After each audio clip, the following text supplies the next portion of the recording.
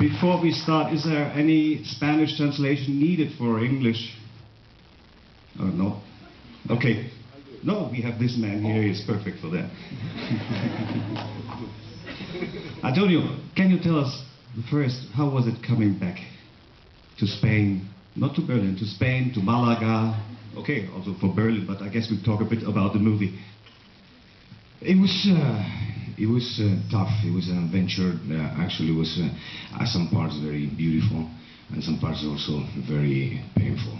Not just because of the fact of going back to my town, but because we try with this movie to make an exercise of freedom in a creative way, and we had to actually create that space, cutting all the links that attach with the influences that we may have from the outside.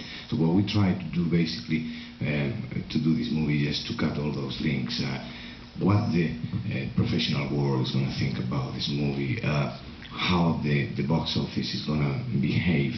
Those things were forbidden in our set. We have to get to a place in which you can create from the most freedom possible, and that is actually painful. Not so much because of the people that were surrounding us in the shooting at the time, but because of myself. You sometimes get attached to things and that are very difficult to break. I've been working in Hollywood for 17 years, and all of those things are very important. You know, how the movie is going to behave, what the people is going to think about that. And I didn't want to do a work like that. I want to do something that was way more personal.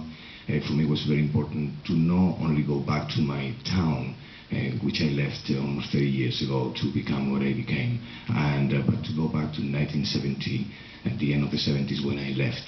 That was the time that represented in a way for me the engine of what I am now. And believe me, those years, being 17, 18, 19 years old, was not a happy experience. I didn't live, or I don't remember those years like being a springtime. No, I remember them years of questioning, of confusion, the discovering of different universes, female universe, sex, friendship, betrayal, all of those things. And I was searching actually for that for many years.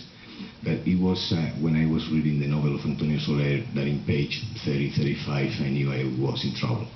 I was in trouble because the novel already was told in a totally different way than a traditional novel. It's a very somber, strong, harsh way of reflecting about life and death, but that actually represented for me a very similar picture of what we live at that time. I met Antonio Soler in 1976, and he said to me at that time, you know, I'm going to tell you something that many people, when I talk about this, they laugh, you know, but I trust you that you're not going to laugh.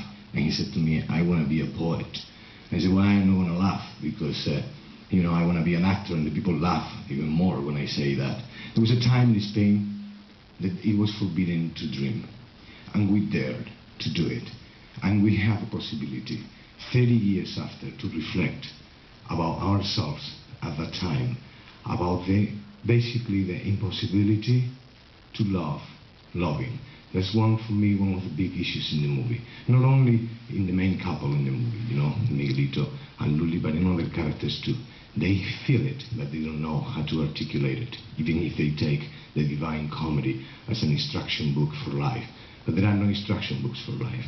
And Miguelito is going to discover that very soon into our story, and he's going to pay a price for that.